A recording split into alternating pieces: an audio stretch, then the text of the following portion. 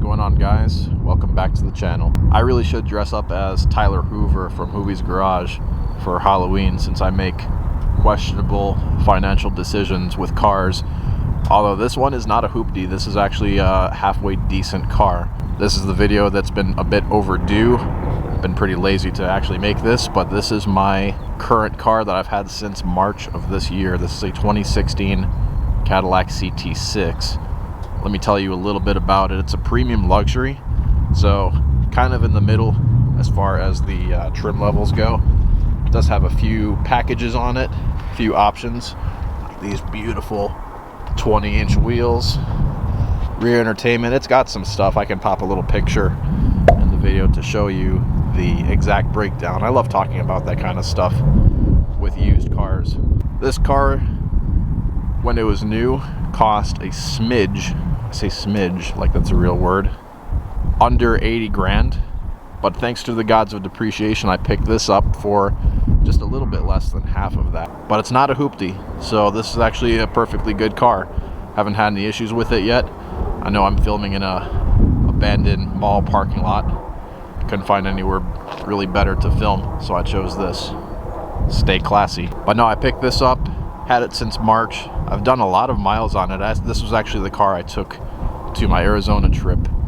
Haven't had any issues with it yet, or any unexpected maintenance really. I've just done oil changes. My next oil change, I'm gonna have to get the transmission fluid flushed, maybe get a couple other things looked at, but that's all routine. I haven't had any real issues with this yet, so fingers crossed. I bought this with 29,000 miles, and it's now at 47,000 miles. Again, no issues to speak of. It's been pretty good. Well, yeah, let me show you how the interior does. I know that's what you guys are here to see.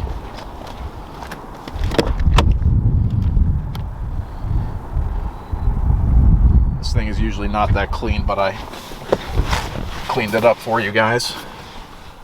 This seat is in my seating position. The legroom is quite good. Yeah, this is one of those options I got with the rear entertainment, so these screens kind of pop out and you can watch movies in the back seat. I personally have not done that yet. These screens are probably going to stay inside their little area till the rest of time. But let's see how we do here.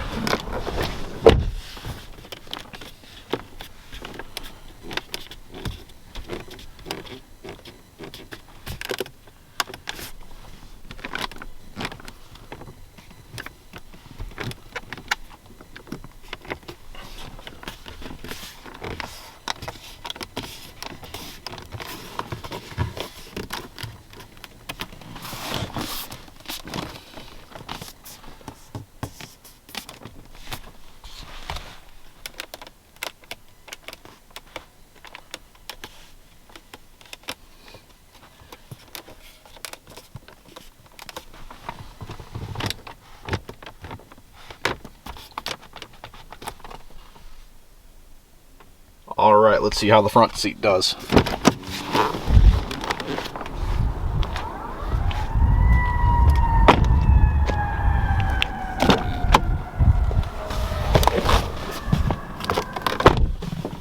Plays a little bit of a movie for you when you first get in. If you guys have been following me for a while, you'll know that I had a 2017 Cadillac ATS before this car. And your first question would be, why would you get rid of it if it was such a good car? Well, it was a good car. I actually love the ATS quite a bit, and that's why I bought it initially. I was able to get it for a good price, and I loved the way it drove and handled. It was so tight, and I would take that over a 3 Series BMW any day. Despite my logo having the BMW logo for my channel, I gotta change that. I just lost all sense of creativity when I made that, so I put BQT instead of BMW. But everybody thinks I'm a BMW fanboy. I should have seen that coming, though. I didn't really think it through too well. So I'm on my second Cadillac, but people think I'm a BMW fanboy. I gotta change that shit. But yeah, this is the second Cadillac. The reason I got this, traded the ATS, really was this car had the same features as the ATS, plus more, and that was a loaded ATS too. It's a premium luxury just like this. Both cars share the same 3.6 liter V6. You can get that 3-liter twin turbo 6 in the CT6 that gives you 400 horsepower, I believe.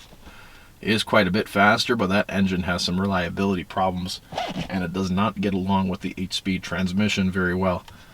I've talked to a lot of people who've had issues with that, so I chose the 3.6 less powerful V6 for reliability reasons. And you can put regular gas in the non-turbo V6, which nowadays is very important to consider. So it's okay. I'm happy with it. It's still adequately fast.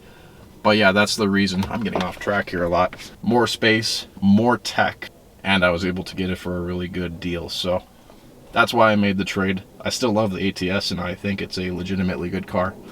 But Daddy needs an upgrade. So let's see how we do in here.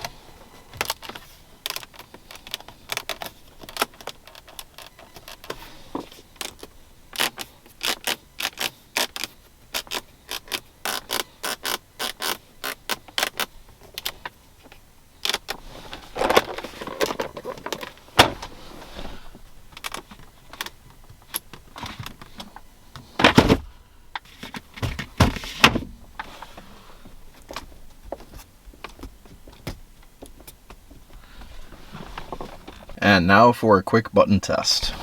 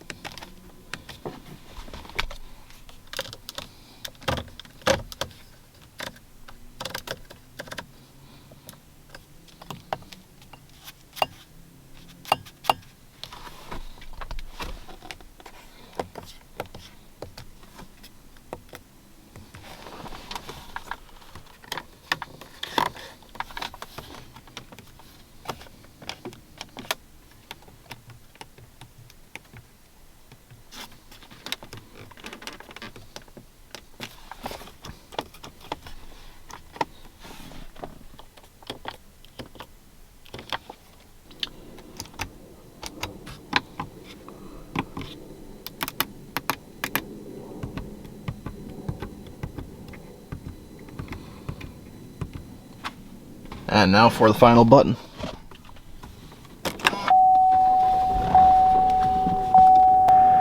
I did not lie to you about the odometer. There it is. One thing in this car that I legit don't like, and that I didn't like about the ATS either, they fixed this in some of the newer Cadillac models, but for an American car, this does not have very American-sized cup holders. I have a Yeti coffee mug that I used to use quite a bit more often. Starbucks is expensive, man, so I try to make coffee at home as much as I can. I don't always get away with it, but you know, I try. And my Yeti mug does not fit properly in one of these cup holders, or either cup holder actually. Not to the point where it's actually secure the way I want it to be, but again, the ATS had the same issue. So bad cup holders. Americans are big and they like big drinks, and I can't put my big drink, my big cup of coffee, in the cup holder properly, and that makes me mad. But anyway, how did this interior do? Guys, I'm not gonna lie, the interior in the ATS was a little bit more solid, just a little bit more solid than this car. It's actually solid for the most part, except the center console area, like around the screen, and you know, this little area by the gear lever. That's actually kind of disappointing to me. It didn't stop me from buying the car though, clearly, because I do enjoy the drive. I don't buy cars solely for the interior quality, but the way it drives and the features, that's kind of what attracted me to this car, and the size too. I definitely needed some more space than the ATS. If I had more than one person, or more people other than myself inside the ATS, it legit felt claustrophobic, and getting into this is like a breath of fresh air. That's kind of why I did it. I probably wouldn't buy this car if the interior was worse than this, because I already did sort of my own little test before buying it. I'm like, it's kind of not what I was hoping it would be, but I can still deal with it. Like, it's still tolerable, if that kind of makes sense. So there we go. That's why I bought it. As far as a fit and finish score, I want to try to be easy on my own car a little bit, but you guys know that I tell the truth. I'm not biased in any way, so 6 out of 10 is what I would give this. Kind of on the same level as a Mercedes, unfortunately. But this doesn't have the insane repairs, maintenance that Mercedes has. So there you go. As far as the materials go, I do think this is a little bit better than the ATS. I think I gave the ATS a 7 out of 10 for the material score. Looking back, I think I was maybe a tiny bit too generous with that, because this car has better materials than the ATS. A lot of this stuff is pretty similar, but I think some of the soft touch materials are a little bit better in this car. So we still got leather seats, not a leather dash though. You have to get a platinum for that, and this is a premium luxury, which is one step below the platinum, so can't give it too high of a score over there. Both cars have really gorgeous wood. I'm liking this wood quite a bit. But like glove box and lower, this is all soft touch. For this class, you should expect that. The buttons are pretty similar to the ATS, maybe a little bit nicer actually. Like, we got little metal bits here on the window switches. The ATS didn't have that. And we got these nice magnesium paddle shifters. I like these quite a lot. On the newer Cadillacs and the new CT4, CT5, they're also the same, but they're a little shorter and not as satisfying to grab. Like on the bottom, they're a little bit shorter on the new cars, which is a bit of a head scratcher to me. We got them in here. They make me happy. I hate plastic stuff that imitates metal. This is real metal. I love that. Cloth headliner and cloth sun visor. All good things. If you get a platinum, you get a suede headliner and suede sun visor. Again, this car is not a platinum. I kind of wish I had a platinum, to be honest, but they cost way more, and they're pretty much the same as this feature-wise, except for the materials. This car does not have Super Cruise, by the way. You were able to get Super Cruise on the CT6 in 2018 in newer cars. This is actually the first model to have Super Cruise as an available feature, but this is a 2016, so I'm a couple of years too early. Otherwise this car would have had it. It's got adaptive cruise control, which is, you know, almost there. It just doesn't have the steering part. I think a fair material score for this car would be 6 out of 10. So there you guys have it.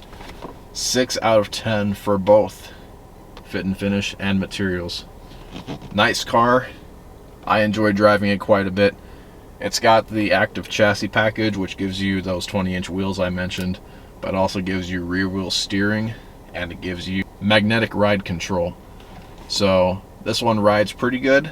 It's not plush like an S-Class per se, but it stays reasonably soft but it also helps mitigate body roll quite a bit. So this car, despite it being kind of big, it does actually handle pretty good.